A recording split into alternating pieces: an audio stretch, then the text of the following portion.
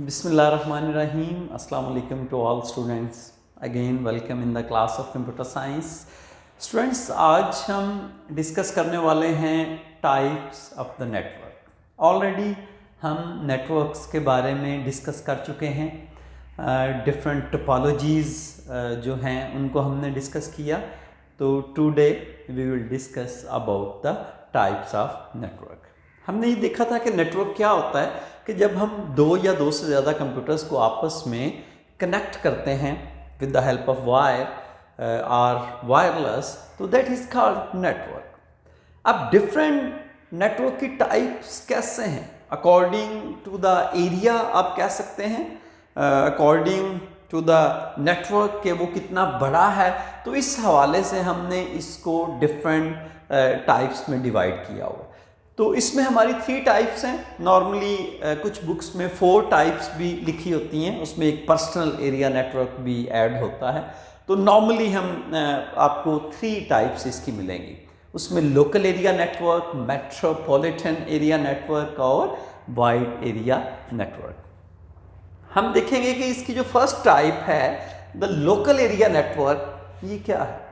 सबसे आम जो आपकी कॉमन टाइप है नेटवर्क की, that is called the local area network in small geographical area. थोड़ी सी जगह पे हम जो नेटवर्क बनाते हैं that is called local area network. वो थोड़ी सी जगह हमारा एक ऑफिस हो सकता है, हमारे कॉलेज और स्कूल की कोई लैब हो सकती है, हमारा कोई बैंक के अंदर जो कंप्यूटर्स हैं एक दूसरे से कनेक्टेड हैं, कोई और एक बिल्डिंग के अंदर कंप्यूटर्स आपस में कनेक्टेड हैं, या हमारे कॉलेज की 2 बिल्डिंग्स हैं, 2 ऑफिस हैं, 3 ऑफिस हैं और वो आपस में एक दूसरे से कनेक्टेड हैं. तो that is called the local area network. अगर मैं इसको रीड करूं, the most common type of the network it cover small area.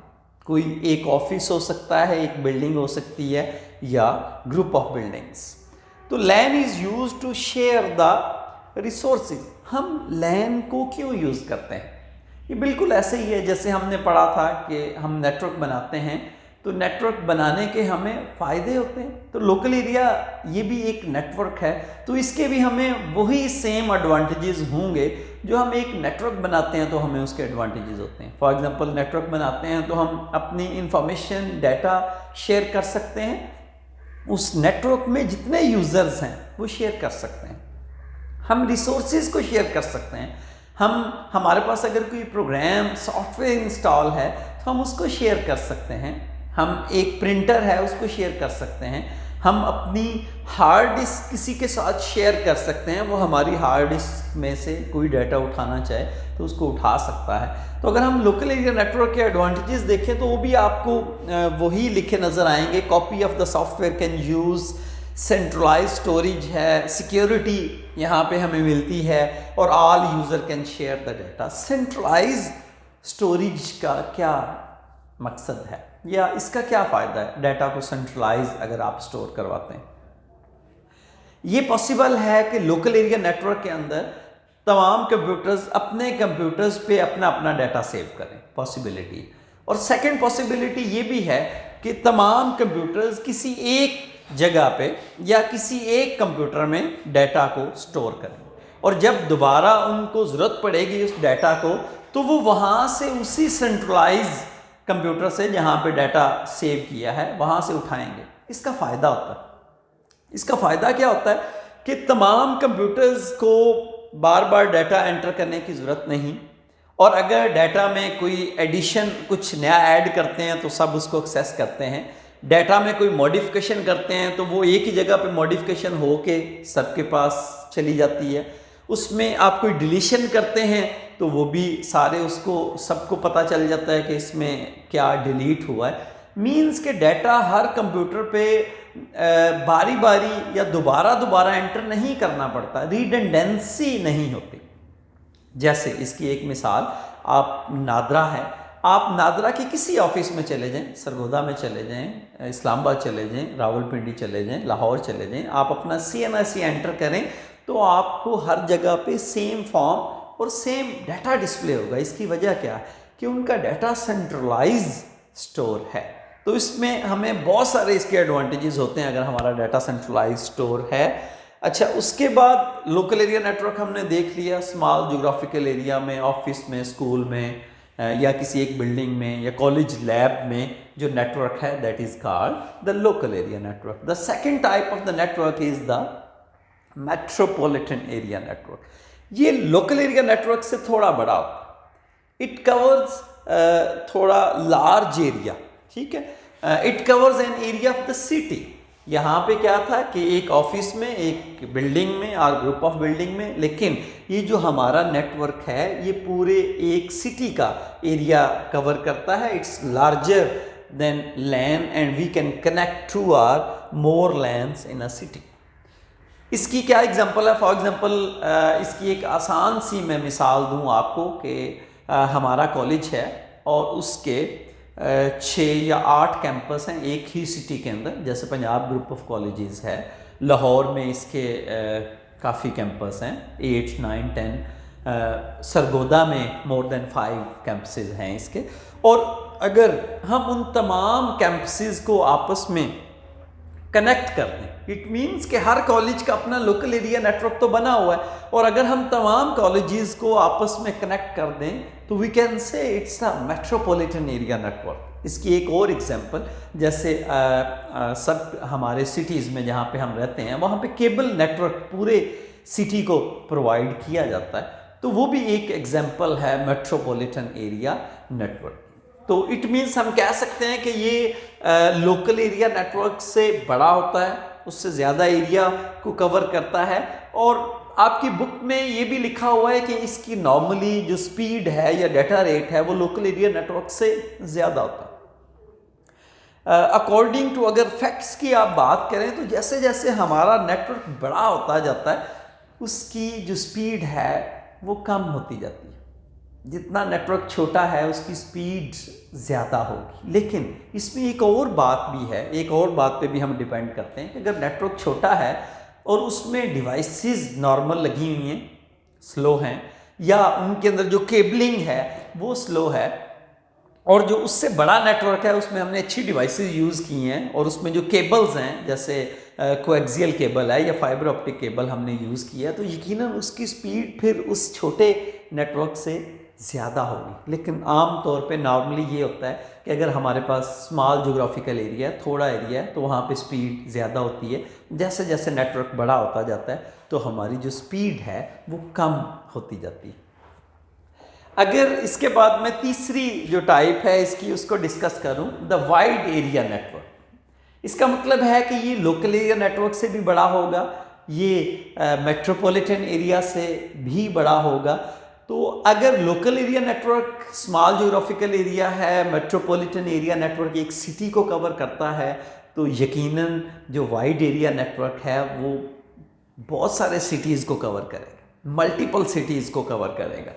covers large area, it can connect different cities and countries, not only cities।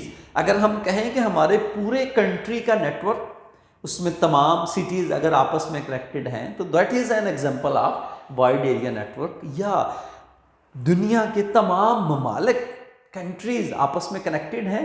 We know internet क्या है, millions और billions of users are connected with each other. पूरी दुनिया connected है एक दूसरे के साथ, तो that is also an example of wide area network.